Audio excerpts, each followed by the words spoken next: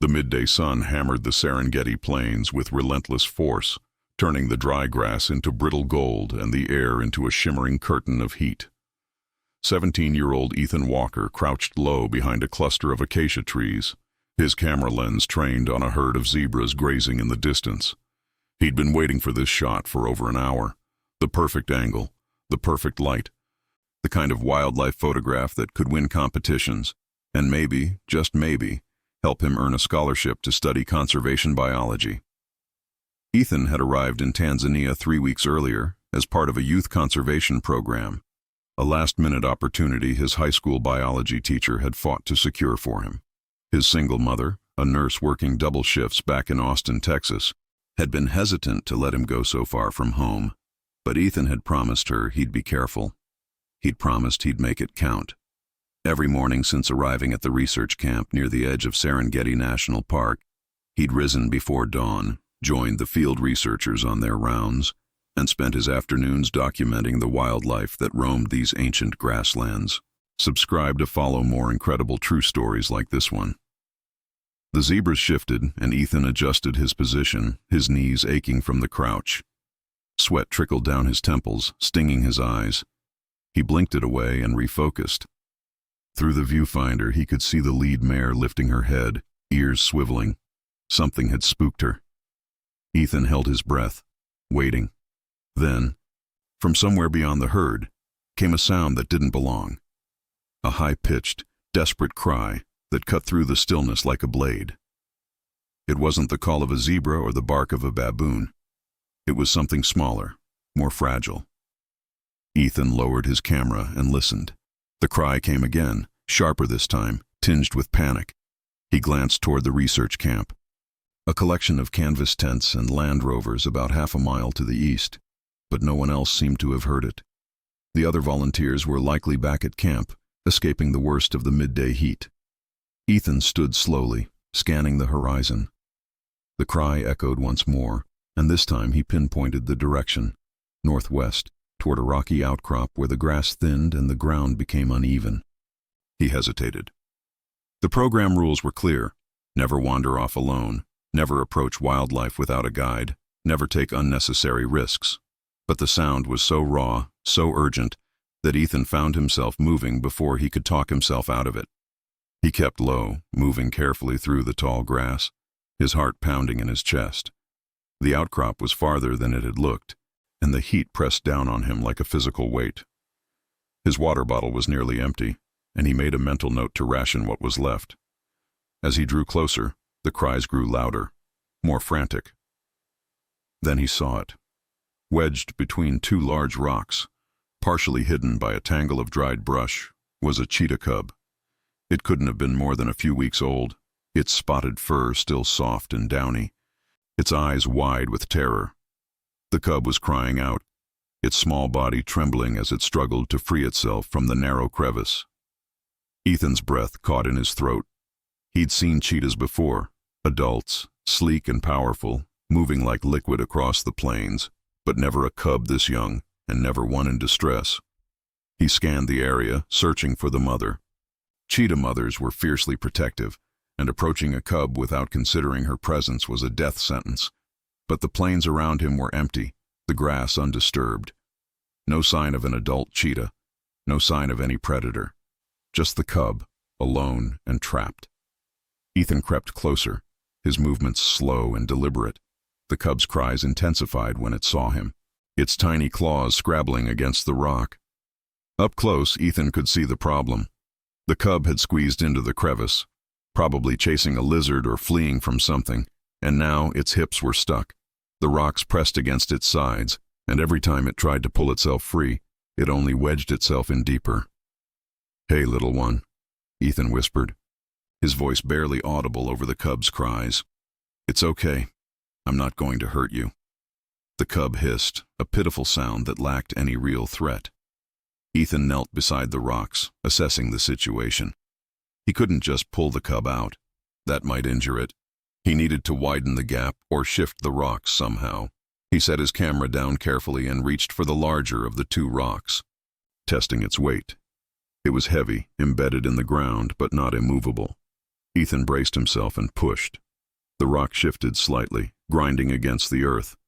The cub yelped, and Ethan froze, afraid he'd hurt it. But the cub was still moving, still crying, and when Ethan looked closer, he saw that the gap had widened just a fraction. He pushed again, harder this time, his muscles straining. The rock shifted another inch, then another. Sweat poured down his face, and his hands scraped against the rough stone. But he didn't stop. Finally, with one last heave, the rock moved enough to create a gap wide enough for the cub to slip through. The moment it was free, the cub scrambled backward, its legs unsteady, and collapsed in the shade of the outcrop.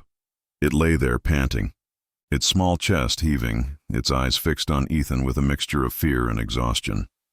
Ethan sat back on his heels, his own breath coming in ragged gasps. He reached for his water bottle and took a small sip, then poured a few drops into his palm and held it out toward the cub. The cub didn't move. It just stared at him, its golden eyes unblinking. "Where's your mom?" Ethan murmured, more to himself than to the cub. He scanned the plains again, hoping to see the sleek form of an adult cheetah bounding toward them. But there was nothing. The silence was unnerving. Cheetah mothers didn't abandon their cubs unless something had happened, unless they'd been killed or driven off by predators. Ethan's stomach twisted. If the mother was gone, this cub had no chance of survival on its own. It was too young to hunt, too vulnerable to defend itself. Hyenas, lions, leopards, any of them would make an easy meal of it. And even if it avoided predators, it would die of dehydration or starvation within days. He pulled out his phone, hoping for a signal, but the screen showed nothing. No bars, no connection. The research camp was too far, and the nearest ranger station was even farther. Ethan looked back at the cub. It had stopped panting and was now watching him with a wary curiosity, its ears twitching at every sound. "I can't just leave you here," Ethan said softly.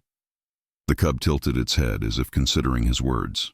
Ethan knew the rules, he knew the risks, but he also knew that if he walked away, this cub would die. He stood slowly, testing the cub's reaction. It flinched but didn't run.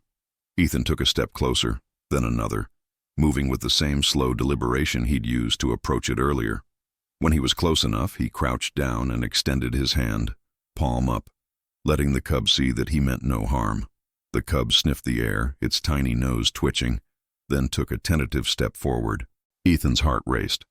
He'd read about cheetahs, studied their behavior, but nothing had prepared him for this moment, for the fragile trust forming between him and this wild creature. The cub took another step, then another, until it was close enough for Ethan to touch. He moved slowly, his hand trembling slightly, and gently stroked the cub's head. The fur was softer than he'd imagined, warm beneath his fingers. The cub didn't pull away. Instead, it leaned into his touch, a low rumble vibrating in its chest. Not quite a purr, but close. Ethan felt a lump rise in his throat. This wasn't just a photograph or a research subject. This was a life, small and vulnerable, depending on him. He glanced toward the horizon, where the sun was beginning its slow descent. He had maybe 3 hours of daylight left, enough time to get back to camp if he moved quickly. But carrying a cheetah cub across the plains was risky, and he had no idea how the cub would react. Still, he didn't see another option. "All right, buddy," Ethan said, his voice steady despite the fear coiling in his gut. "We're going to get you somewhere safe." He carefully scooped the cub into his arms, half expecting it to struggle or bite. But the cub remained still, its body tense but trusting.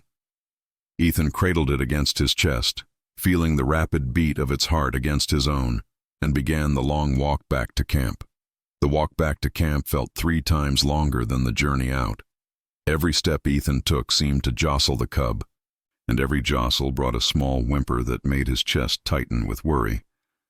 The little cheetah had tucked itself against him, its claws occasionally pricking through his shirt as it tried to find purchase.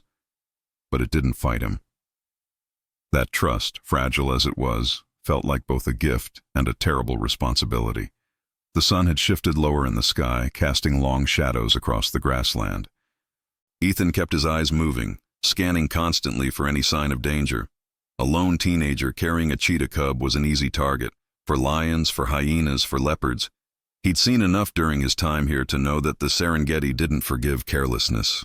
His arms were beginning to ache from holding the cub, and his water bottle had been empty for the last 20 minutes. His mouth felt like sandpaper, and the heat radiating from the cub's small body only made him more aware of his own dehydration. But he didn't stop. He couldn't. When the research camp finally came into view, a cluster of tan canvas tents surrounded by vehicles and equipment, Ethan felt a wave of relief so intense his knees nearly buckled. He picked up his pace, half jogging now, the cub bouncing slightly in his arms.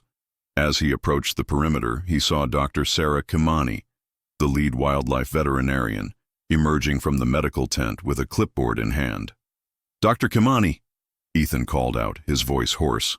She looked up, her expression shifting from mild curiosity to shock in the span of a heartbeat.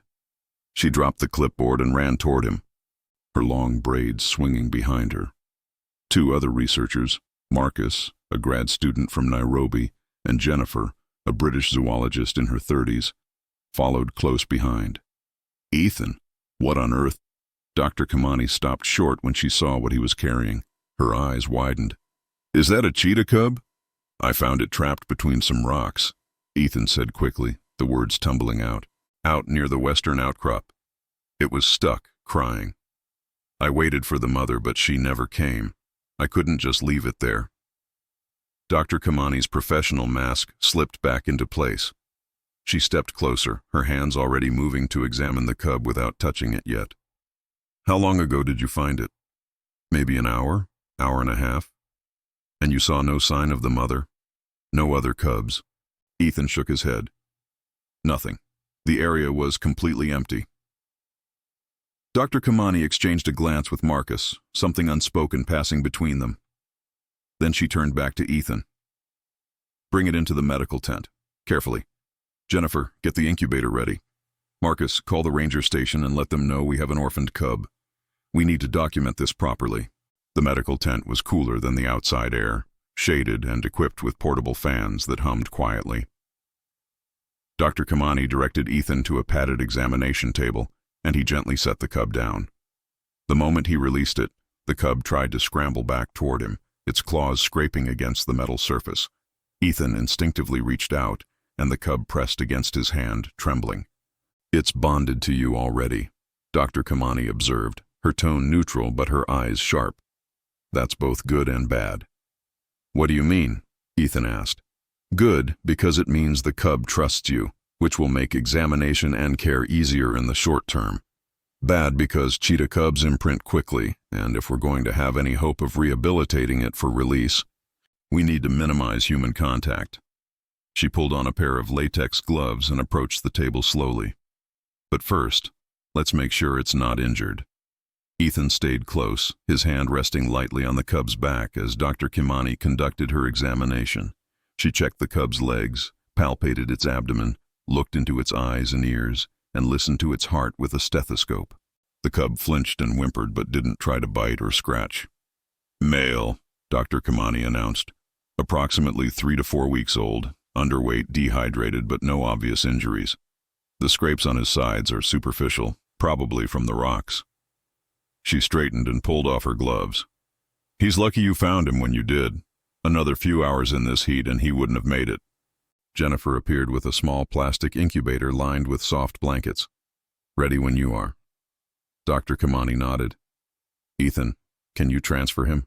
He'll be calmer if you do it." Ethan carefully lifted the cub again, feeling the rapid flutter of its heartbeat against his palms, and placed it inside the incubator.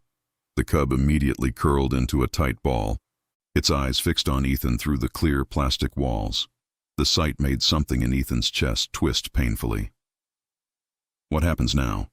he asked. Dr. Kimani was already preparing a syringe with fluids. "Now we stabilize him. Subcutaneous fluids for the dehydration, then we'll try to get some formula into him. After that, we contact the wildlife authorities and figure out the next steps. Can he be released back into the wild?" "That depends," Dr. Kimani said carefully. "If we can locate his mother or another lactating female who might accept him, yes. But that's rare. Cheetah mothers are selective, and introducing a strange cub is risky. If we can't find a surrogate..." He'll need to go to a rehabilitation center, somewhere equipped to raise him with minimal human contact and eventually reintroduce him to the wild. And if that doesn't work? Dr. Kamani's expression softened. Then he'll live out his life in a sanctuary. It's not ideal, but it's better than the alternative. Ethan watched as she administered the fluids, the cub flinching but not crying out. He felt a strange mix of pride and guilt. Pride that he'd saved this small life. Guilt that his intervention might have sealed the cub's fate as a captive animal. Marcus returned, his phone in hand. Ranger Station is sending someone tomorrow morning. They want photos and a full report. They're also going to send out a team to search for the mother just in case. Good, Dr. Kamani said. She finished with the fluids and reached for a bottle of formula, specially prepared for big cat cubs. Ethan, you want to try feeding him? Ethan blinked. Me? He trusts you. It'll be easier. She handed him the bottle, a small thing with a soft rubber nipple. Hold it at an angle, let him latch on. Don't force it.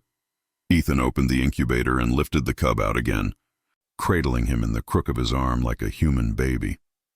The cub's eyes were half closed now, exhaustion finally overtaking fear. Ethan brought the bottle to the cub's mouth, and after a moment's hesitation, the cub latched on and began to suckle. The sound was soft, rhythmic, and impossibly fragile. There you go, Ethan whispered. That's it. The cub drank slowly, his tiny paws kneading against Ethan's arm. Around them, the tent had gone quiet. Jennifer was taking photos for the documentation, and Marcus was typing notes into a tablet. But everyone moved with a kind of reverence, as if they understood they were witnessing something rare and precious. When the bottle was empty, the cub's eyes had fully closed. His breathing had evened out, and his body had gone limp with sleep. Ethan held him for a moment longer, feeling the weight of this small life in his arms, then gently placed him back in the incubator. The cub didn't wake. Dr. Kamani covered the incubator with a light cloth to dim the interior. He'll sleep for a while now. You did good, Ethan. Really good. Ethan nodded, but he couldn't shake the feeling that he'd just set something in motion. Something he didn't fully understand yet. He looked down at his hands, still trembling slightly from adrenaline, and realized they were scratched and dirty, streaked with dust and dried blood from the rocks. Go clean up, Dr. Kamani said gently. Get some water, some food. You've had a hell of a day. Ethan left the medical tent and walked toward the communal area, where a large water cooler stood beside a folding table laden with supplies. He filled a cup and drank deeply, the cool water soothing his parched throat.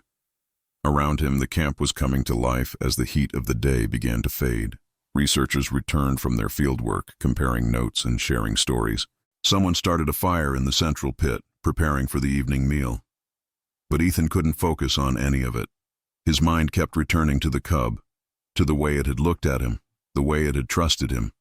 He thought about his mother back in Austin, working her shifts at the hospital, probably worrying about him even though he'd promised to check in regularly.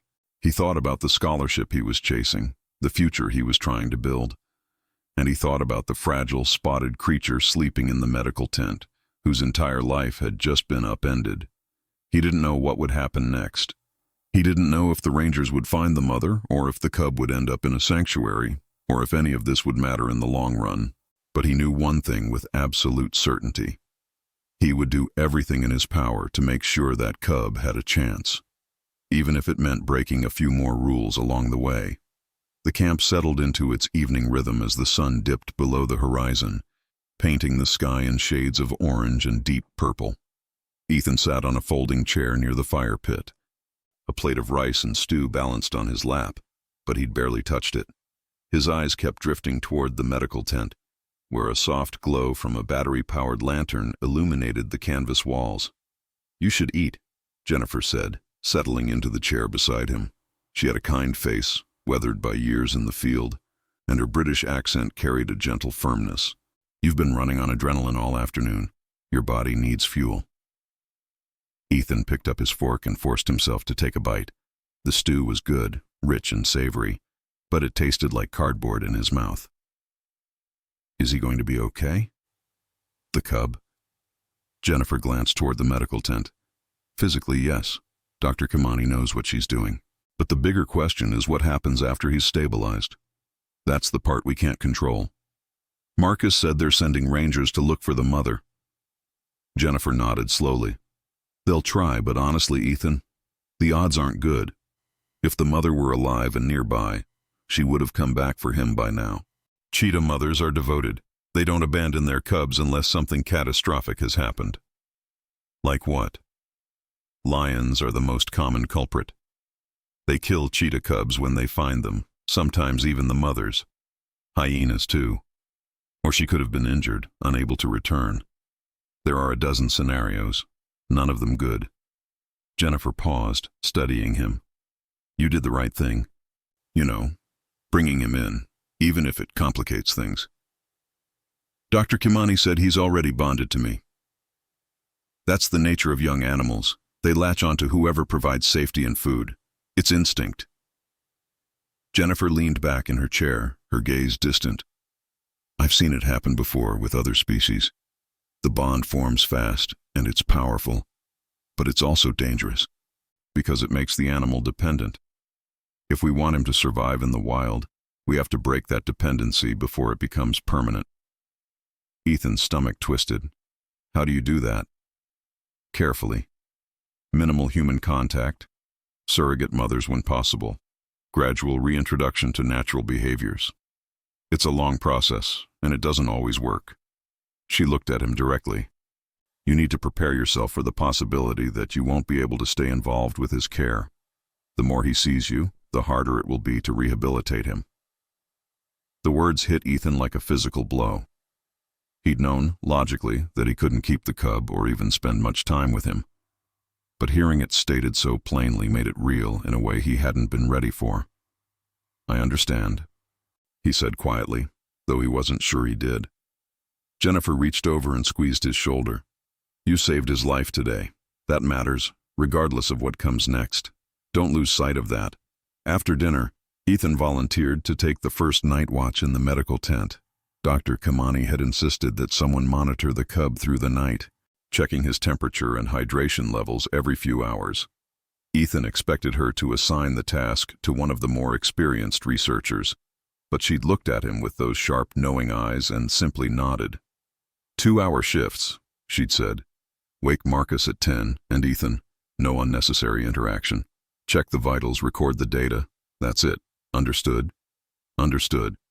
Now, alone in the tent with only the hum of the portable generator and the soft sounds of the cub's breathing, Ethan sat on a stool beside the incubator and watched. The cub was still asleep, curled into a tight ball with his tail wrapped around his body. In the dim light, his spots seemed to shimmer, and his small chest rose and fell with a steady rhythm that Ethan found oddly hypnotic. He pulled out the monitoring log and checked the time. 8:47 p.m. The next vitals check wasn't due until 9, but Ethan found himself reaching for the thermometer anyway, needing something to do with his hands. He stopped himself. Dr. Kimani's instructions had been clear. No unnecessary interaction. Instead, he pulled out his phone and opened the Notes app, typing out everything that had happened that day. The moment he'd heard the cub's cries, the rescue, the walk back to camp, the examination. He wasn't sure why he felt compelled to document it all, but it seemed important somehow. Like if he wrote it down, it would become more real, more permanent. At 9 o'clock, he carefully opened the incubator and took the cub's temperature with a digital thermometer designed for animals. The cub stirred but didn't wake, his small body twitching in what Ethan hoped was a dream. Temperature, 101, 2 degrees Fahrenheit, normal for a cheetah. He recorded it in the log, along with a note that the cub's breathing remained steady and his color looked good. The minutes crawled by. Ethan found himself thinking about home, about his mother finishing her shift at the hospital, probably exhausted, probably worrying about him despite his regular emails. He thought about his friends back in Austin, most of them spending their summer working minimum wage jobs or hanging out at the lake. None of them would believe this if he told them. Hell, he barely believed it himself. At 9:30, the cub woke. His eyes opened slowly, blinking against the dim light, and he let out a small plaintive cry. Ethan's first instinct was to reach for him, to comfort him, but he forced himself to stay seated. The cub cried again, louder this time, and began to move around the incubator, searching. "I know, buddy," Ethan whispered. "I know you're scared." The cub's cries grew more insistent. He pawed at the sides of the incubator, his small claws scraping against the plastic. Ethan checked the time. It had been nearly 4 hours since the last feeding. Dr. Kamani had left instructions to offer formula if the cub woke and seemed hungry. Ethan prepared a bottle, warming the formula slightly with hot water from a thermos, then opened the incubator. The moment he reached in, the cub scrambled toward him, climbing onto his hand and mewing desperately. Ethan's resolve crumbled. He lifted the cub out and cradled him, bringing the bottle to his mouth. The cub latched on immediately, suckling with an urgency that spoke of deep hunger and deeper fear. Ethan held him close, feeling the warmth of the small body against his chest, and for a moment, the rest of the world fell away. There was only this, the quiet tent, the soft sounds of feeding, the fragile life depending on him. "You're going to be okay," Ethan murmured. "I promise." It was a promise he had no right to make, and he knew it. But he made it anyway. When the bottle was empty, the cub didn't want to be put back in the incubator. He clung to Ethan's shirt, his tiny claws digging in, and cried every time Ethan tried to set him down. Finally, after the third attempt, Ethan gave up. He settled back onto the stool, the cub nestled against his chest, and let him stay there. "Just for a little while," Ethan whispered, more to himself than to the cub. "Just until you fall asleep." The cub's purring, that strange, rumbling sound that wasn't quite like a domestic cat's, vibrated against Ethan's ribs. Slowly, the cub's eyes began to close, his body relaxing into sleep. Ethan sat perfectly still, afraid to move, afraid to break the spell. At 10 p.m., Marcus arrived for his shift and found them like that. Ethan on the stool, the cub asleep in his arms. Marcus raised an eyebrow but said nothing. He simply pulled up another stool and sat down across from Ethan. "Dr. Kamani's not going to like this," Marcus said quietly. "I know. He's supposed to be in the incubator." "I know." Marcus was silent for a moment, then sighed.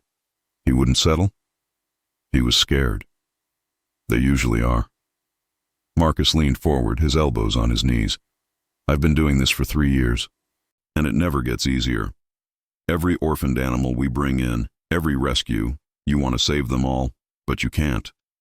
Sometimes the kindest thing you can do is maintain distance, even when every instinct tells you to do the opposite." Jennifer said the same thing. "Because it's true." Marcus looked at the sleeping cub. "But I also get it.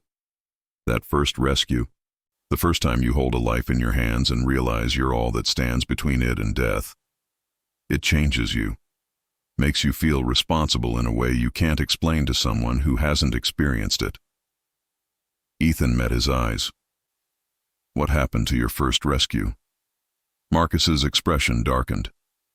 "Baby elephant, orphaned by poachers. We did everything right. Got her to a sanctuary, paired her with other orphans, gave her the best care available. She died anyway. Broken heart," the vet said. "Sometimes the trauma is too much and no amount of care can fix it." The words hung in the air between them, heavy and inescapable. Ethan looked down at the cub, at the peaceful expression on his small face, and felt a fierce protectiveness surge through him. "He's not going to die," Ethan said. "I hope you're right." Marcus stood and stretched. "Come on, let's get him back in the incubator before Dr. Kamani makes her rounds. And Ethan, get some sleep. Tomorrow's going to be a long day." Ethan carefully transferred the cub back into the incubator, and this time, the cub stayed asleep. He covered the incubator with the cloth, recorded the final vitals check in the log, and left the tent. The camp was quiet now, most of the researchers already in their sleeping bags. The fire had burned down to embers, and the sky above was a blanket of stars, so dense it looked like someone had spilled diamonds across black velvet. Ethan walked to his tent, exhausted, but unable to shake the feeling that something fundamental had shifted inside him. He'd come to Tanzania to take photographs, to learn about conservation, to build a future. But now, lying in his sleeping bag and staring up at the canvas ceiling, he realized that this experience had become about something much bigger than his own ambitions. It had become about a small, spotted life that had cried out on the plains, and the promise he'd made in the darkness of the medical tent, a promise he intended to keep, no matter what it took. The Ranger's Land Cruiser arrived just after dawn, kicking up a plume of red dust as it rolled into camp. Ethan was already awake, having slept fitfully through the night, his dreams filled with the sound of the cub's cries echoing across empty grassland. He'd checked on the cub twice during the night, unable to help himself, and each time found him sleeping peacefully in the incubator, his small body rising and falling with steady breaths. Now, standing outside the medical tent with a cup of instant coffee growing cold in his hands, Ethan watched as two rangers emerged from the vehicle. The first was a tall Tanzanian man in his 50s, his uniform crisp despite the early hour, his face weathered by decades in the sun. The second was younger, a woman with sharp eyes and an air of quiet competence. They carried clipboards and cameras, the tools of bureaucracy that would determine the cub's fate. Dr. Kamani emerged from her tent, already dressed and professional, and greeted them with handshakes. Ethan couldn't hear their conversation from where he stood, but he saw Dr. Kamani gesture toward the medical tent, then toward him. The older ranger's gaze shifted in his direction, assessing. "Ethan Walker," the ranger called out, his English accented but clear. Ethan set down his coffee and walked over. "Yes, sir. I'm Senior Ranger Baraka, and this is Ranger Mwangi. We're here about the cheetah cub you found yesterday. We need to ask you some questions." For the next 30 minutes, Ethan recounted everything. The exact location where he'd found the cub, the condition of the surrounding area, the absence of the mother or any other cubs, the rescue itself. Ranger Mwangi took notes while Ranger Baraka listened intently, occasionally asking for clarification. When Ethan finished, Baraka nodded slowly. "You did well to bring him in," Baraka said. "But you also took a significant risk. The mother could have returned while you were there, and a protective cheetah mother can be dangerous, especially to someone inexperienced." "I know, sir, but I couldn't leave him." "I understand." Baraka's expression softened slightly. "We see this sometimes. Cubs separated from their mothers during hunts or when fleeing from predators. Usually, the mother comes back within hours. The fact that she didn't suggest something happened to her." "Can you find her?" Ethan asked, though he already knew the answer. "We'll send a team to search the area, but after this much time, the chances are slim. If she was killed, scavengers will have already." Baraka trailed off, glancing at the medical tent. "May we see the cub?" "Doctor." Kimani led them inside, and Ethan followed. The cub was awake, sitting in the incubator and watching them with wide golden eyes. When he saw Ethan, he immediately began to cry, pressing himself against the side of the incubator closest to him. Ranger Mwangi photographed the cub from multiple angles while Baraka examined him through the plastic, his expression unreadable. "He looks healthy, considering." "You've done good work, Dr. Kamani." "Thank you, but we need to discuss next steps. He needs specialized care, more than we can provide here long-term." Baraka nodded. "There's a rehabilitation facility about 200 kilometers south of here, near Arusha. They specialize in big cats, have experience with cheetah cubs. I can arrange transport for tomorrow." "Tomorrow," Ethan blurted out before he could stop himself. All three adults turned to look at him. Baraka's expression was patient but firm. The sooner he's transferred to proper facilities, the better his chances. Every day he spends here, bonding with humans, makes rehabilitation more difficult. But he's still so young. The stress of transport will be managed by professionals." Baraka interrupted gently. "I understand you feel connected to him. That's natural. But this isn't about what we want. It's about what's best for the animal." Ethan wanted to argue, to fight, but the logic was irrefutable. He looked at the cub, who was still crying, still reaching toward him with tiny paws, and felt something crack inside his chest. Dr. Kamani placed a hand on his shoulder. "Ethan, why don't you go help with breakfast prep? We'll handle the logistics here." It was a dismissal, polite but clear. Ethan nodded numbly and left the tent, the sound of the cub's cries following him out into the morning air. The rest of the day passed in a blur. The rangers left to search for the mother, though everyone knew it was a formality. The camp routine continued, researchers heading out for fieldwork, data being recorded, meals being prepared. But Ethan moved through it all like a ghost. He tried to focus on his photography, on the zebra herd he'd been documenting, but every click of the shutter felt hollow. By late afternoon, the rangers returned. Ethan saw it in Baraka's face before the man even spoke. They'd found nothing. No mother, no other cubs, no signs of what had happened. Just empty grassland, and the indifferent silence of the Serengeti. That evening, Dr. Kamani called a meeting in the communal tent. Ethan sat in the back, his arms crossed as she explained the plan. The cub would be transported to the Arusha facility the following morning. A specialized team would take over his care, working to minimize human contact and eventually integrate him with other orphaned cheetahs. If all went well, he might be released back into the wild in 18 to 24 months. "Can we visit him?" someone asked. "Check on his progress?" Dr. Kamani shook her head. The facility discourages visits from people the animals have bonded with. It complicates the rehabilitation process. Ethan felt the words like a punch to the gut. He wouldn't see the cub again, wouldn't know if he survived, if he thrived, if he ever made it back to the wild.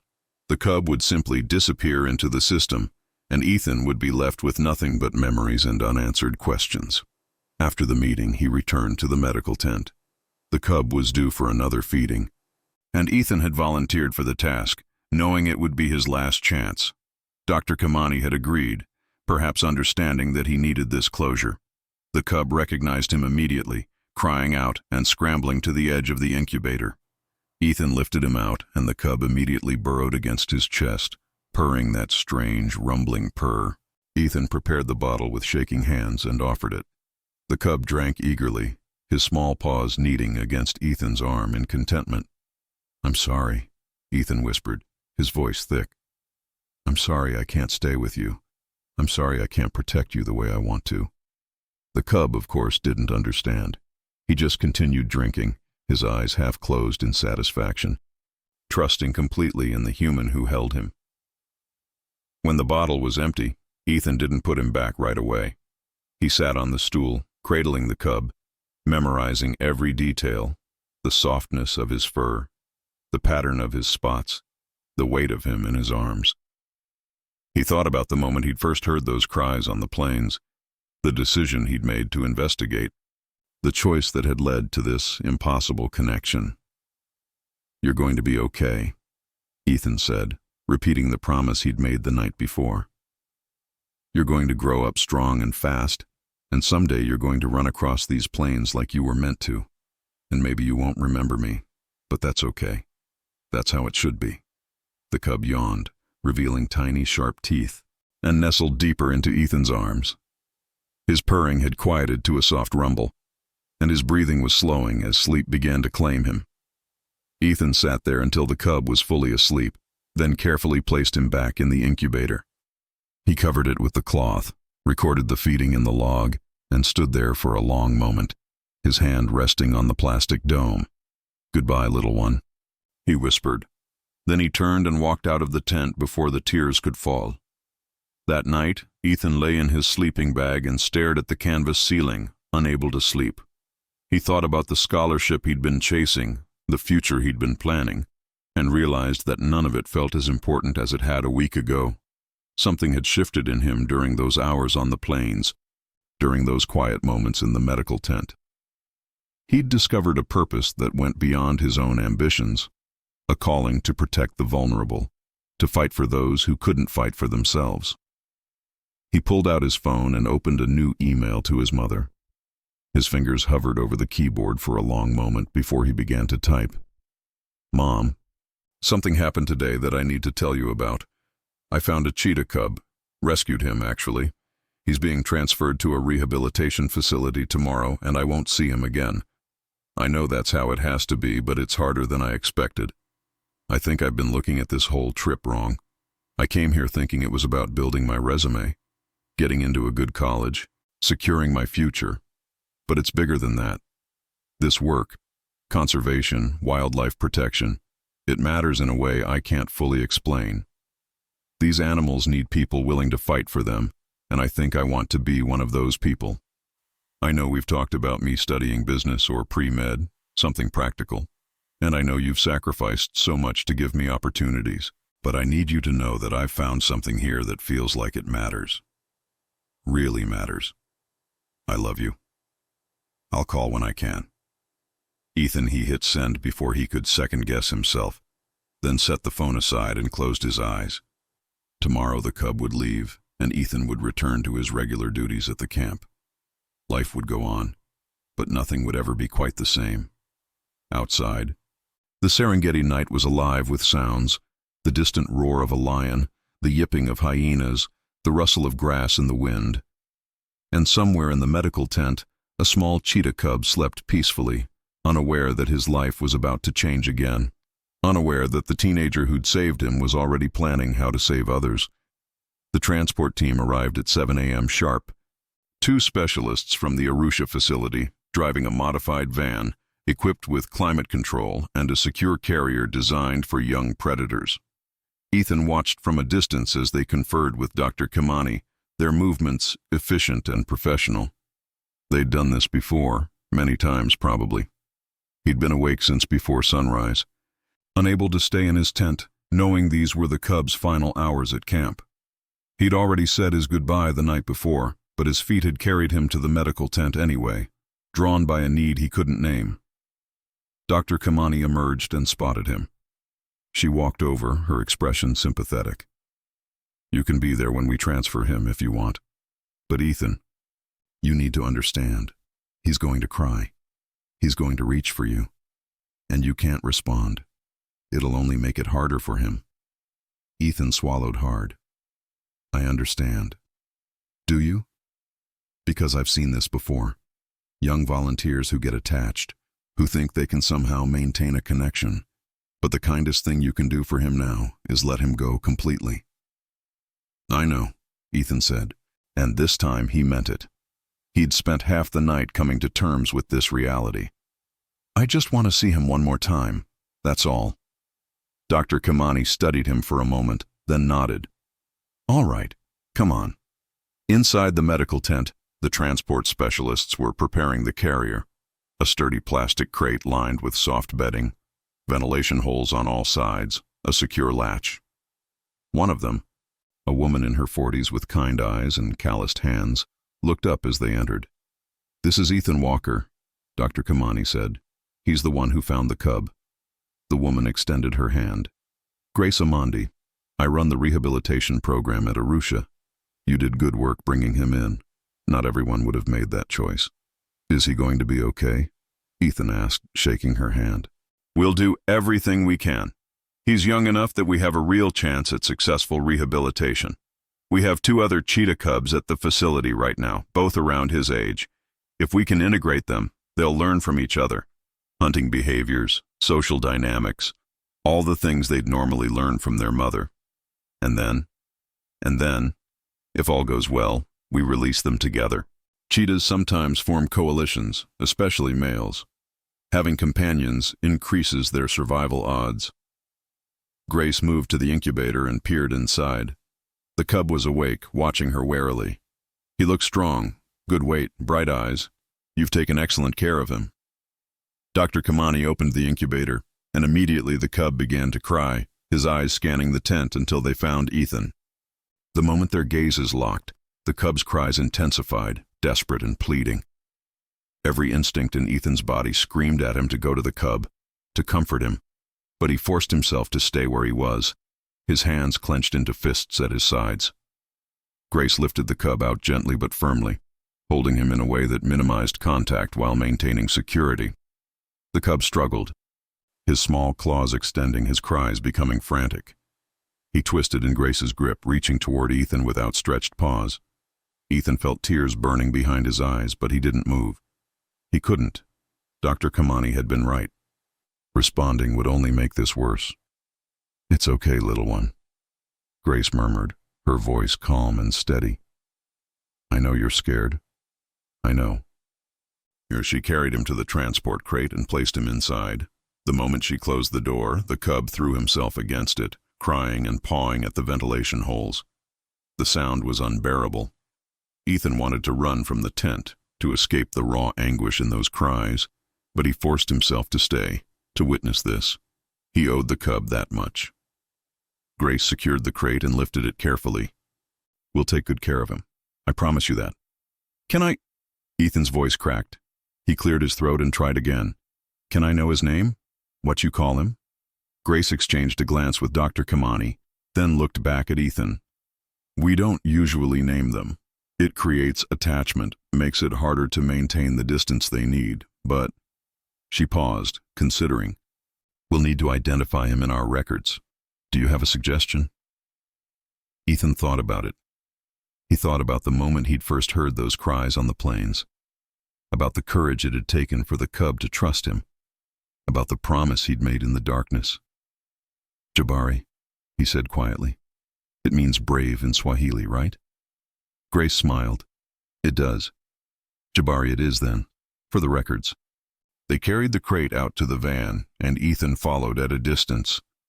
The entire camp had gathered to watch, researchers and volunteers forming a quiet semicircle, as Grace and her partner secured the crate in the climate-controlled section of the van. Through the ventilation holes, Ethan could still hear Jabari crying, though the sound was muffled now. Grace climbed into the passenger seat and rolled down the window. "Ethan, one more thing. We keep detailed records of all our rehabilitation cases. When Jabari is released, if he's released, we'll document it. If you want, I can make sure you're notified." Ethan's throat was too tight to speak. He just nodded. "Good luck with the rest of your time here," Grace said.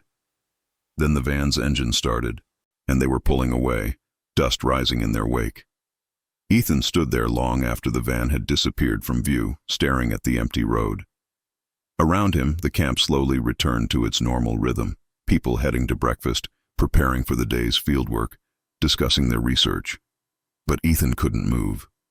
He felt hollowed out, like something essential had been carved from his chest. "Come on," Jennifer said softly, appearing at his side. "Let's get some food in you." "I'm not hungry."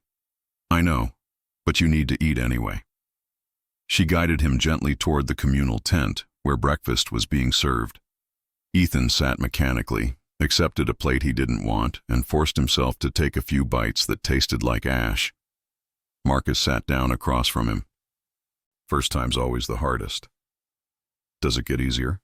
"No," Marcus said honestly, "but you learn to carry it better. You learn that the pain is part of the work, proof that you care, that it matters, and you learn to focus on the wins, the animals that make it, the lives you save. What if he doesn't make it? Then you'll grieve, and then you'll save the next one. That's how this works." Marcus leaned forward. "But Ethan, listen to me.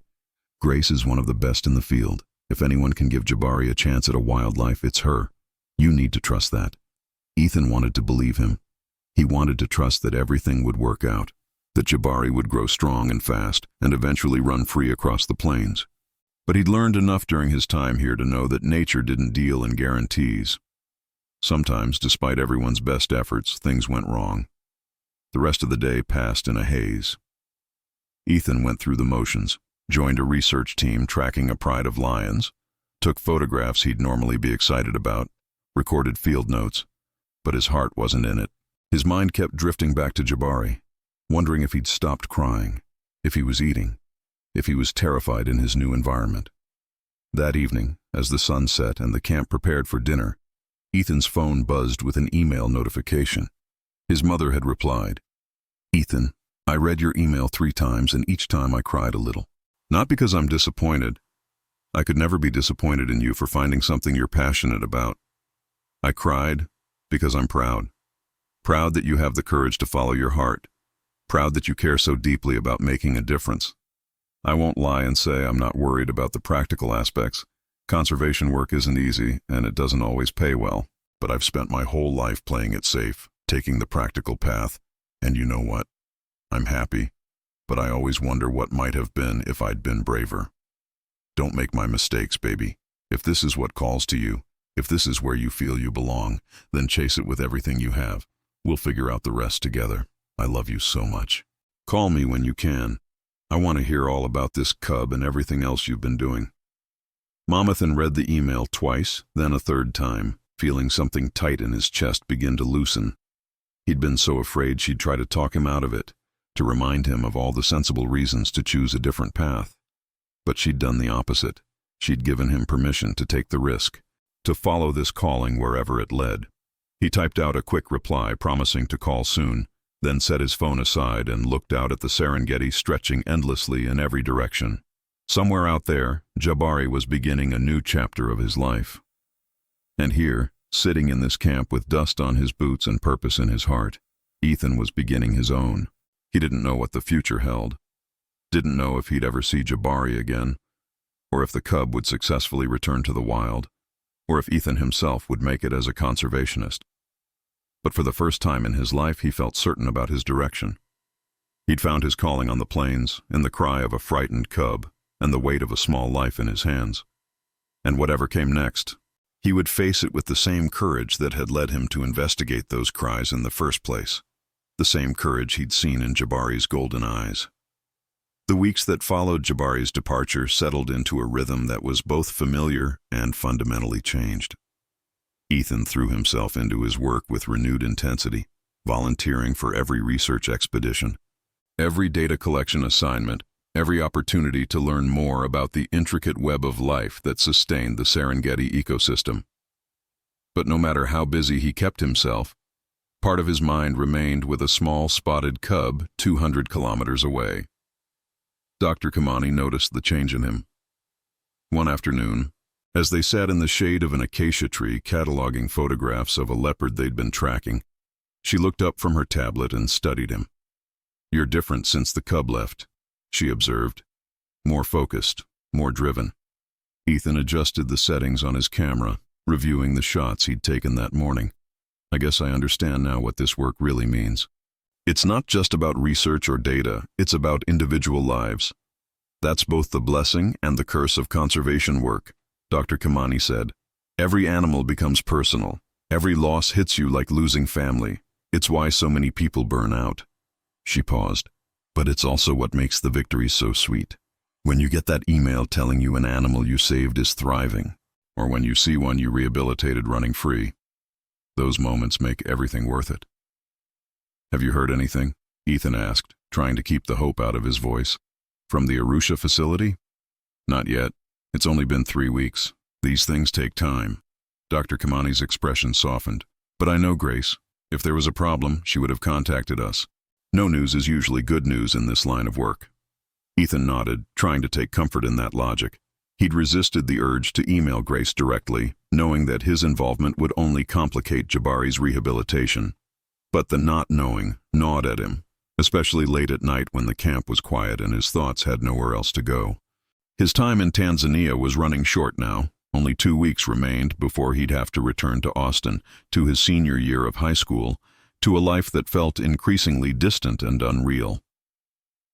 The other volunteers had started talking about going home, about returning to their normal routines, but Ethan couldn't imagine it. How was he supposed to sit in a classroom and care about calculus homework when he'd held a cheetah cub in his arms, when he'd witnessed the raw, unfiltered reality of survival on the plains? One morning, Marcus approached him as he was packing his camera gear for the day. "Dr. Kamani wants to see you in her tent. Said it's important." Ethan's heart immediately jumped to his throat. Important could mean anything. Good news, bad news, some administrative issue with his program. He set down his gear and headed to Dr. Kamani's tent, his mind racing through possibilities. She was sitting at her field desk, her laptop open in front of her, and when she looked up at him, there was something in her expression he couldn't quite read. "Sit down, Ethan." He sat, his hands gripping his knees. "Is it Jabari?" "Grace sent an update this morning. I thought you'd want to hear it directly." Dr. Kamani turned her laptop so he could see the screen. There was an email with several attached photographs. "He's doing well. Better than expected, actually." Ethan leaned forward, his eyes scanning the email hungrily. Grace had written a detailed report, Jabari had been difficult the first few days, refusing to eat, crying constantly, showing signs of stress. But gradually, with careful management and minimal human contact, he'd begun to settle. They'd introduced him to the other two cubs, and after some initial wariness, the three had bonded. The photographs showed Jabari, bigger now, his spots more defined, his legs longer, playing with two other cubs in a large outdoor enclosure designed to mimic natural habitat. In one photo, all three cubs were tangled together sleeping. In another, Jabari was mid-pounce, chasing what looked like a feathered toy designed to simulate prey. "He looks healthy," Ethan said, his voice thick with emotion. "More than healthy. Grace says he's thriving. His hunting instincts are strong, and he's learning social behaviors from the other cubs. She's optimistic about his chances for eventual release." Dr. Kimani paused. "There's more. She's invited us to visit the facility, not to interact with Jabari, that's still off limits, but to observe the rehabilitation process, see how the program works. She thought you might be interested, given your passion for conservation." Ethan looked up sharply. "When?" "This weekend, if you're available. It's a long drive, but we could make it a day trip. I'm taking 2 of the grad students who are interested in rehabilitation work. There's room for one more." "Yes," Ethan said immediately. "Absolutely yes." Dr. Kimani smiled. "I thought you might say that. We leave Saturday morning at 5. Bring your camera." Grace said you're welcome to document what you see, as long as you follow their protocols. The days until Saturday crawled by with agonizing slowness. Ethan tried to focus on his remaining time at camp, on soaking up every last bit of knowledge and experience, but his mind kept drifting to the upcoming visit. He'd see Jabari again, not up close, not in a way that would interfere with his rehabilitation, but he'd see him. He'd know for certain that the cub he'd saved was alive and well. Saturday morning arrived with a sky full of stars, slowly giving way to the first hints of dawn. Ethan was already packed and waiting by the Land Rover when Dr. Kimani and the 2 grad students, Marcus and a woman named Amara, emerged from their tents. The drive to Arusha took nearly 4 hours, the landscape gradually shifting from open grassland to more varied terrain, rolling hills, patches of forest, small villages where children waved as they passed. Ethan watched it all from the window, his camera occasionally coming up to capture a particularly striking scene, but mostly he just absorbed it, trying to memorize every detail. The rehabilitation facility was larger than he'd expected, set on several acres of fenced land with multiple enclosures of varying sizes. A modest building served as the main office and veterinary clinic, and several smaller structures housed equipment and supplies. Grace met them at the entrance, her warm smile immediately putting everyone at ease. "Welcome to Arusha Wildlife Rehabilitation," as she said, shaking hands with each of them. "I'm glad you could make it. We don't get many visitors. We try to keep things quiet for the animals' sake.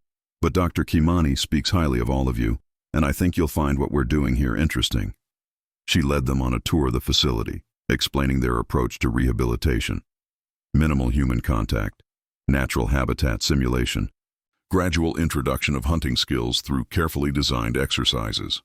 They saw several enclosures housing different species, a young leopard recovering from a snare injury, a pair of serval cats being prepared for release, 3 African wild dog puppies orphaned when their pack was killed by farmers, and then they reached the cheetah enclosure.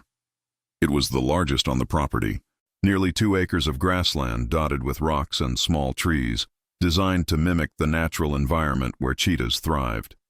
A viewing platform had been built on one side, elevated and set back far enough that the animals couldn't see or smell the observers clearly. "They're most active in the early morning and late afternoon," Grace explained as they climbed onto the platform. "Right now they should be. There they are." Ethan's breath caught. 3 cheetah cubs emerged from behind a cluster of rocks, moving with the fluid grace that was already becoming characteristic of their species. They were playing, chasing each other in wide circles, occasionally breaking into short sprints that hinted at the incredible speed they'd develop as adults. And one of them was Jabari. Ethan knew it instantly, even though the cub had grown significantly in the weeks since he'd last seen him.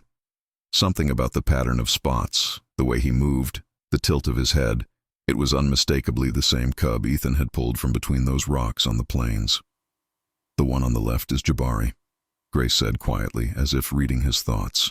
"The other male is Cheetah, and the female is Zuri. They've bonded beautifully, play together, sleep together, even practice hunting behaviors together. It's exactly what we hoped for." Ethan raised his camera with trembling hands and began to photograph, capturing Jabari mid-leap, Jabari wrestling with Cheetah, Jabari sitting alert and watching something in the grass. Through the lens, he could see how much the cub had changed, stronger, more confident, more wild.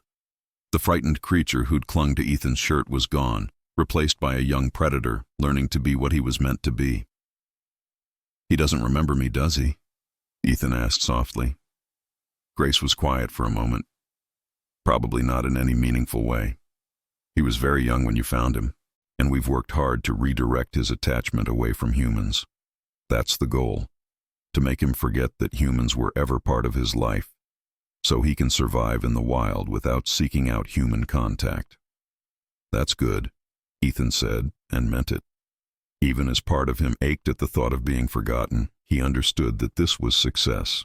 This was what he'd wanted when he'd made that promise in the medical tent, for Jabari to have a chance at a real life, a wild life. They watched for nearly an hour as the three cubs played and explored their enclosure. At one point, Grace's assistant brought out a mechanical lure, a device that dragged a piece of hide across the ground at high speed, simulating fleeing prey. All three cubs immediately locked onto it, their bodies dropping into hunting crouches, their eyes fixed with laser focus. Then they exploded into motion. Jabari was the fastest, his legs eating up the ground in powerful strides as he closed the distance to the lure.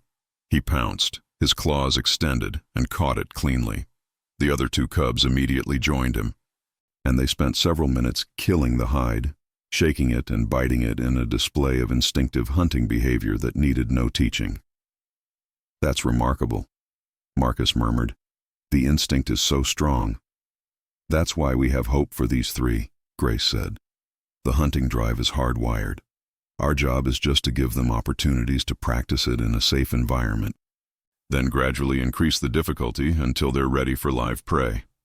If all goes well, they'll be ready for a soft release in about a year." "Soft release?" Ethan asked. "We'll move them to a larger pre-release enclosure in a protected area of the Serengeti, where they'll have access to live prey, but still have supplemental feeding if needed. We'll monitor them closely, and if they demonstrate they can hunt successfully and avoid danger, we'll open the enclosure and let them go free. Some animals stay near the release site for a while before dispersing. Others leave immediately, but they'll have the skills and the companionship to give them a real chance." Ethan lowered his camera and just watched Jabari playing with his companions, his heart full of a complex mixture of joy and sorrow and pride. He'd saved this life. He'd given this cub a chance. And now, watching Jabari become what he was meant to be, Ethan understood that this was what conservation really meant. Not holding on, but letting go. Not keeping animals safe from the world, but preparing them to face it. "Thank you," he said to Grace, "for everything you're doing for him." "Thank you for bringing him to us," Grace replied. "Not everyone would have made that choice. You gave him a future." As they prepared to leave the facility, Grace pulled Ethan aside. "I meant what I said in my email to Dr. Kamani. When we release these three, I'll make sure you're notified, and if you're ever in Tanzania again, you're welcome to visit. We always need passionate people in this field." Ethan shook her hand. "I'll be back. I don't know when, but I will. This is what I want to do with my life. Then I look forward to working with you again," Grace said with a knowing smile. The drive back to camp was quieter than the drive out. Ethan sat in the back seat, reviewing the photographs on his camera, each image a testament to Jabari's transformation. The frightened cub was becoming a wild cheetah, and Ethan had been part of making that possible. As the sun set over the Serengeti, painting the sky in shades of gold and crimson, Ethan felt something settle in his chest, a sense of purpose, of rightness, of knowing exactly where he belonged in the world. He'd come to Tanzania as a teenager chasing a scholarship, He was leaving as someone who'd found his calling. The final week of Ethan's time in Tanzania passed with bittersweet intensity. Every sunrise felt more precious, every wildlife sighting more significant, every moment at camp something to be treasured and remembered. He photographed everything obsessively, not just the animals, but the people too. The researchers who'd become mentors, the volunteers who'd become friends, even the camp itself with its worn canvas tents and dust-covered equipment. On his last full day, Dr. Kimani asked him to join her for a final expedition, just the two of them. They drove out to the western edge of the park, where the grasslands gave way to rocky kopjes, ancient granite outcrops that rose from the plains like islands in a golden sea. It was one of Ethan's favorite places, a landscape so timeless it felt like stepping back millions of years. They parked at the base of a particularly large kopje and climbed to the top, where the view stretched endlessly in every direction. Dr. Kimani sat on a smooth boulder and Ethan joined her, both of them silent for a long moment as they absorbed the vastness before them. "I wanted to talk to you before you leave," Dr. Kimani finally said. "About your future." Ethan turned to look at her. "My future?" "You told me weeks ago that you came here hoping to build your resume, to improve your chances for scholarships. But I think you found something more important than that." She gestured to the landscape spread before them. "You found your purpose. I've been doing this work for 20 years, and I can tell when someone has the calling. You have it, Ethan. The question is, what are you going to do about it?" "I want to study conservation biology," Ethan said without hesitation. "I want to come back here, or somewhere like here, and do what you do. Protect wildlife, rehabilitate injured animals, fight for the ones who can't fight for themselves." Dr. Kimani nodded slowly. "That's a hard path. The pay is terrible, the hours are brutal, and you'll lose more animals than you save. You'll watch poachers destroy in minutes what took decades to protect. You'll fight bureaucracy and funding shortages and people who don't understand why any of this matters. Are you prepared for that?" "I don't know," Ethan admitted. "But I know I have to try. After Jabari, after everything I've seen here, I can't go back to my old life and pretend none of this matters. It matters more than anything." "Good answer." Dr. Kimani reached into her backpack and pulled out a folder. "Then you'll need this." Ethan took the folder and opened it. Inside were several documents, letters of recommendation, contact information for conservation programs and universities, scholarship opportunities specifically for students interested in African wildlife conservation. His eyes widened as he flipped through them. "Dr. Kimani, this is a starting point," she interrupted. "I've been in this field long enough to know people, to have connections. I've written you a strong recommendation based on your work here, particularly your handling of the Jabari situation. I've also reached out to colleagues at several universities with excellent conservation programs. They're interested in meeting you." Ethan felt his throat tighten with emotion. "I don't know what to say." "Say you'll work hard. Say you'll remember why you're doing this when things get difficult. Say you'll come back to Tanzania someday and make a difference." Dr. Kimani's expression was serious but warm. "You have potential, Ethan. Real potential. Don't waste it." "I won't, I promise." They sat together on that kopje for another hour, talking about conservation work, about the challenges and rewards, about the animals Dr. Kimani had saved and the ones she'd lost.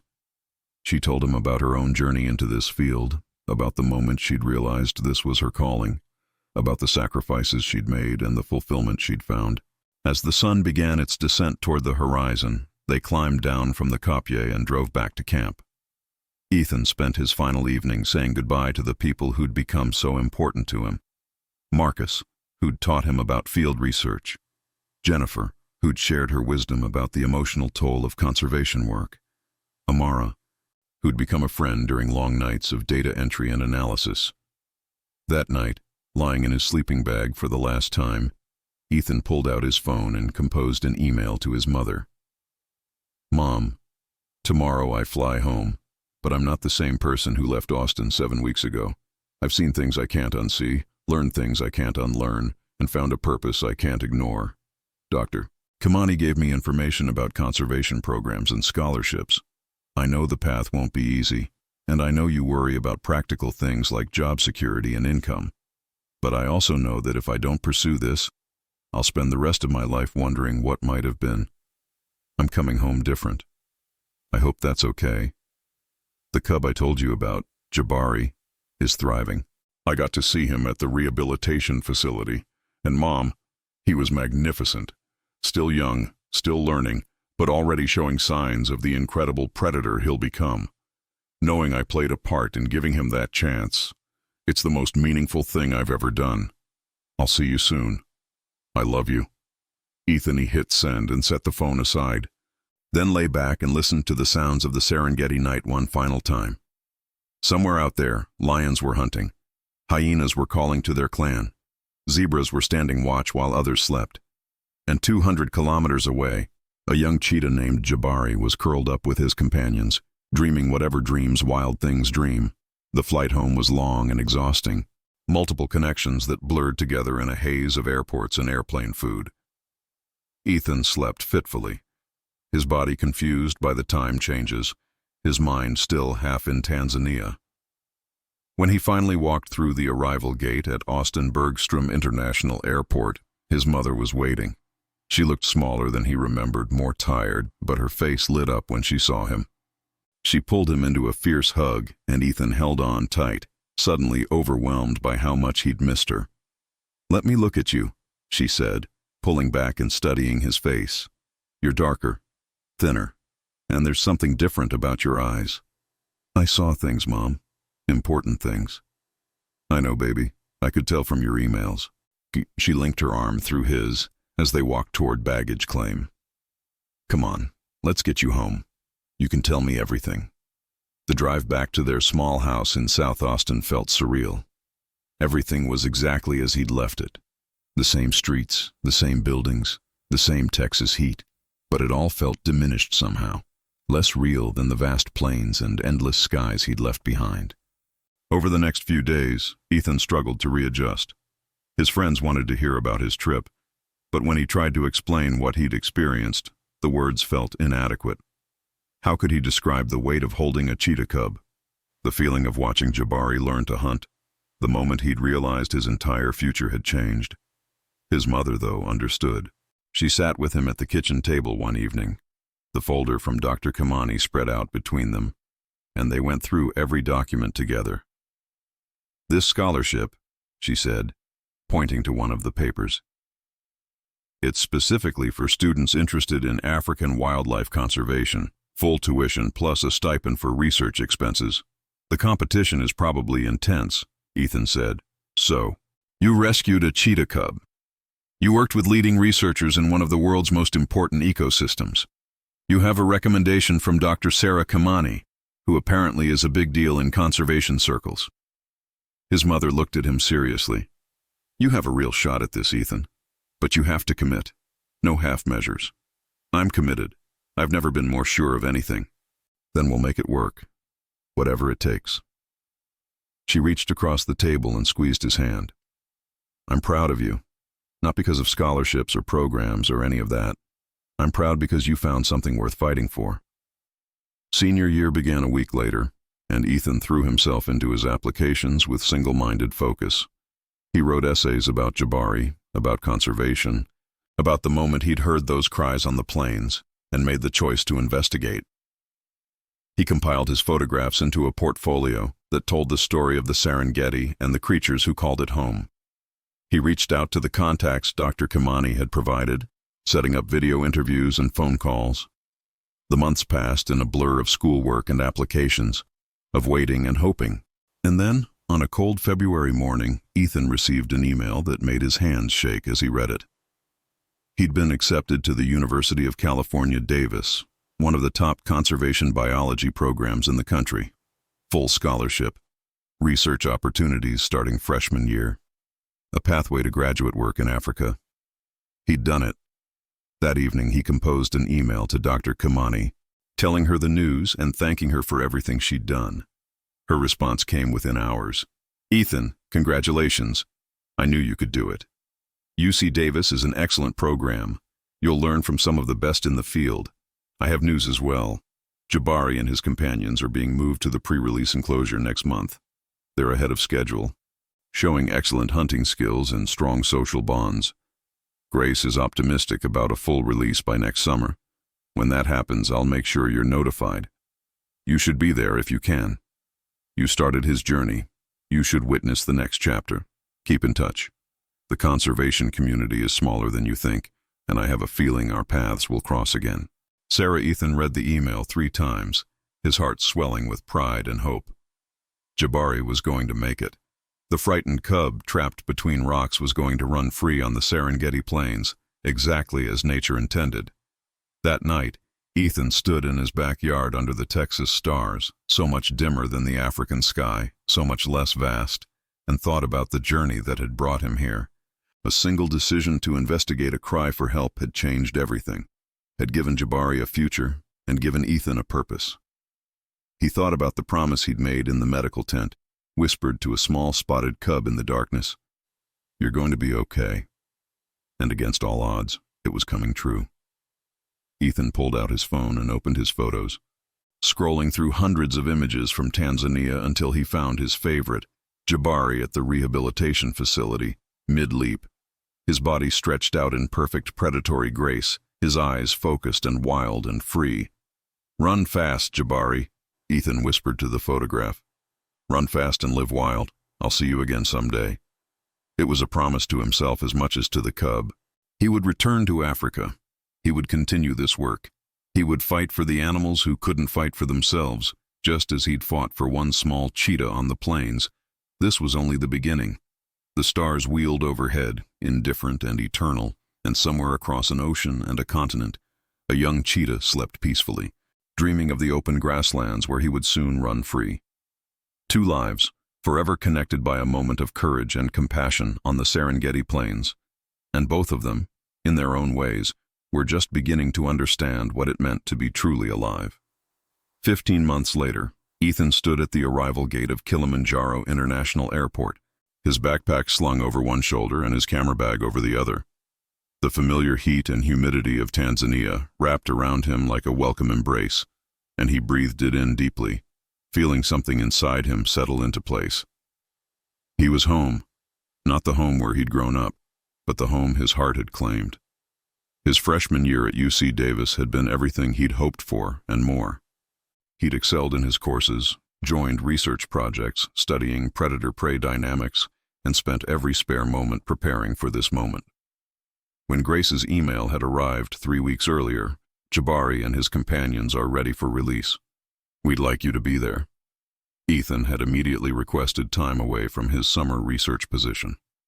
His professors, understanding the significance, had not only approved, but had helped arrange funding for the trip. Dr. Kamani was waiting for him outside the terminal, her familiar smile cutting through the crowd of taxi drivers and tour operators. She looked exactly as he remembered, perhaps a few more gray streaks in her braids, but the same sharp eyes and warm presence. "Welcome back, Ethan," she said, pulling him into a brief hug. "You look good. College life agrees with you." "It's good to be back," Ethan said, and meant it with every fiber of his being. "I can't believe this is actually happening." Jabari's release has been scheduled for tomorrow morning. Grace wanted to give you time to acclimate, to see the pre-release site before the actual event. Dr. Kamani led him to a Land Rover parked in the lot. "We'll drive to the research camp tonight, then head to the release site at dawn. The whole team will be there. Grace, several of her staff, rangers from the Park Service, and a few researchers documenting the process." The drive to the research camp took several hours, and Ethan spent most of it staring out the window, reacquainting himself with the landscape he'd dreamed about for over a year. The Serengeti looked different than he remembered, greener, lusher, the long rains having transformed the golden grasslands into a sea of emerald. Herds of wildebeest dotted the plains, their annual migration in full swing, and everywhere he looked there was life. Zebras, gazelles, elephants in the distance. "The timing is perfect," Dr. Kamani said, following his gaze.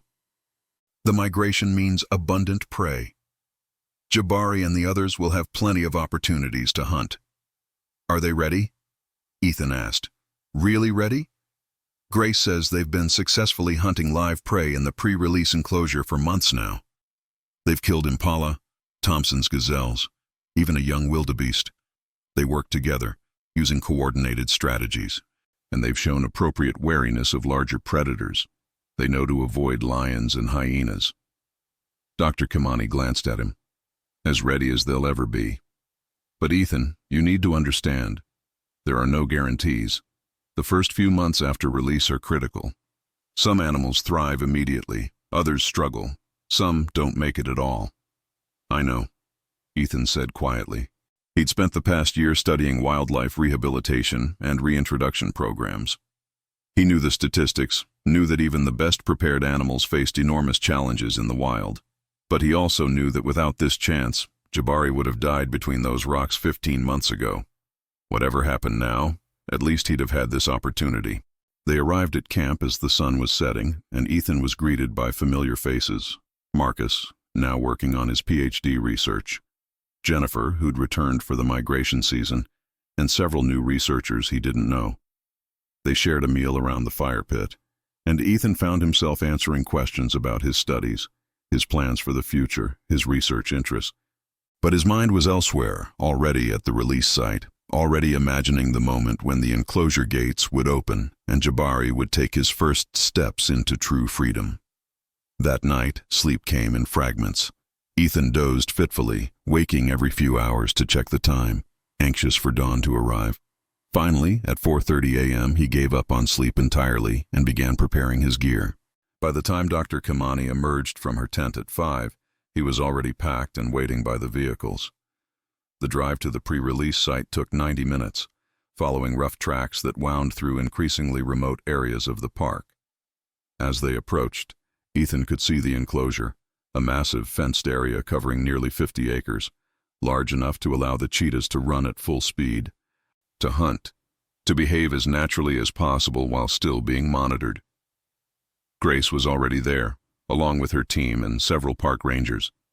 She greeted Ethan warmly, though he could see the tension in her shoulders, the concern in her eyes. This was the moment that would determine whether months of careful rehabilitation had been successful. They're in the holding area, Grace explained, gesturing to a smaller section of the enclosure near the main gate. We moved them there last night so they'd be ready for the release. They're agitated. They know something's different. Can I see them? Ethan asked. Grace hesitated, then nodded. Briefly, from the observation platform. But Ethan, they won't know you. They're wild animals now. That's what we've worked for. Ethan followed her to a platform overlooking the holding area. And there they were, 3 young cheetahs, no longer cubs but not quite adults, their bodies lean and muscular, their movements fluid and powerful. Jabari was immediately recognizable, larger than his companions, his spot pattern exactly as Ethan remembered. They were pacing, restless, their attention focused on the gate that led to the larger enclosure and, beyond that, to freedom. There was no recognition in Jabari's eyes when his gaze swept past the platform, no memory of the human who'd once held him. He was exactly what he should be, wild, wary, ready to run. He's beautiful, Ethan whispered. They all are, Grace said with quiet pride. We're going to open the gate in 30 minutes. They'll have access to the full enclosure first, and then, once they've settled, we'll open the exterior gates. After that, it's up to them. They can leave immediately, or they can stay in the enclosure where we'll continue to provide supplemental feeding for a few weeks. Most animals explore gradually, making short trips outside before fully committing to independence. The next 30 minutes felt like hours. The team made final preparations, checking camera traps that would monitor the cheetah's movements, ensuring all equipment was functioning, briefing everyone on safety protocols. Ethan positioned himself with his camera at a spot Grace had designated as safe, far enough from the gates to avoid interfering but close enough to document the moment. Finally, Grace gave the signal. One of her assistants operated a remote control, and the gate to the holding area began to rise. For a moment, nothing happened. The three cheetahs stared at the opening, suspicious, uncertain. Then Zuri, the female, took a tentative step forward. Then another.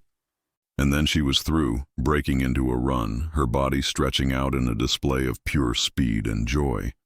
Keto followed immediately, racing after her. And Jabari, after one final moment of hesitation, exploded through the gate. Ethan's camera clicked rapidly, capturing the moment. Jabari, in full sprint, his legs eating up the ground, his tail streaming behind him like a banner. The three cheetahs ran in wide circles, testing their speed, reveling in the space. They chased each other, wrestled briefly, then ran again, their movements poetry in motion. "Look at them go," Marcus murmured, standing beside Ethan, like they were born to it. "They were," Ethan said, his voice thick with emotion. For 2 hours, the team watched as the cheetahs explored every corner of the large enclosure. They investigated rocks and trees, marked territory, practiced stalking techniques on each other, and gradually, their attention turned to the exterior gates, the final barrier between them and true freedom. Grace checked her watch, then nodded to her assistant. "Open the exterior gates. Let's see what they do." The gates swung open, and beyond them lay the Serengeti, endless grassland stretching to the horizon, herds of prey animals grazing in the distance, the promise of a wildlife. The cheetahs approached cautiously. Zuri reached the gate first, sniffing the air, her body tense. She took one step outside, then another, then looked back at her companions. Keto joined her, and together they ventured about 50 yards beyond the gate before stopping, overwhelmed by the vastness. Jabari was the last to approach. He stood at the threshold for a long moment, his head raised, his nostrils flaring as he scented the wind. Ethan held his breath, his camera forgotten, every ounce of his attention focused on this moment. And then Jabari stepped through. He didn't run immediately. He walked slowly, deliberately, his eyes scanning the horizon. He moved toward his companions, and the three of them stood together, a small coalition facing an enormous world. Then, as if by unspoken agreement, they began to move, not running but walking with purpose, heading toward a distant kopje where they could survey their new territory. Ethan watched them go, his vision blurred by tears he didn't bother to hide. This was it. This was the moment he'd dreamed about, worked toward, hoped for. Jabari was free. Grace appeared beside him, her own eyes suspiciously bright. "He's going to make it," she said softly. "I can feel it. He's strong, smart, and he has his coalition. Those three are going to thrive. Thank you," Ethan said, turning to her, "for everything you did for him, for giving him this chance. Thank you for bringing him to us," Grace replied. "Not every story has a happy ending in this line of work, but this one is special." The team remained at the site for several more hours, monitoring the cheetahs as they explored their new territory. The three stayed together, moving as a unit, eventually settling near the kopje to rest in the shade. Camera traps and GPS collars would allow the team to track them for the next several months, ensuring they were adapting successfully. But for now, they seemed content. As the sun climbed higher and the heat intensified, Dr. Kamani suggested they return to camp. Ethan took one last look at the distant kopje where Jabari and his companions rested, committing the scene to memory. "Will I be able to check on him?" Ethan asked as they drove away. "Get updates on how he's doing?" "Grace will send regular reports to anyone involved in his rescue and rehabilitation," Dr. Kamani assured him. "And Ethan, you're always welcome back here. In fact, I've been meaning to talk to you about that. We have a research assistant position opening up next summer. It's a year-long commitment studying predator populations and rehabilitation outcomes. I think you'd be perfect for it." Ethan's heart leaped. "Are you serious?" "Completely. You'd work with me and the team, contribute to ongoing research, and yes, you'd be able to monitor Jabari's progress. Think about it. Talk to your professors at Davis. But I hope you'll consider it." "I don't need to think about it," Ethan said immediately. "Yes, absolutely yes." Dr. Kamani smiled. "I thought you might say that. We'll work out the details, coordinate with your university. But Ethan, this is just the beginning for you. You have a real future in this field. Jabari was your first success, but he won't be your last."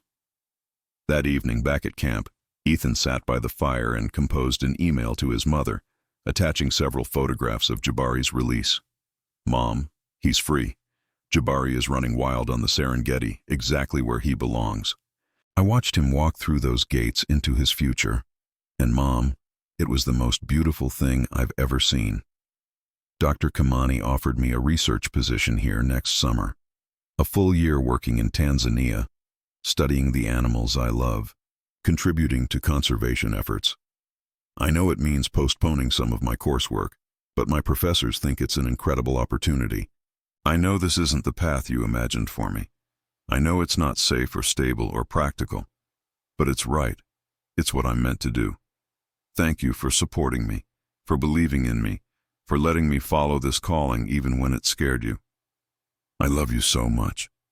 Ethan, he hit send and looked up at the stars, the same stars that had watched over him that first night in Tanzania, when he'd held a frightened cub and made a promise.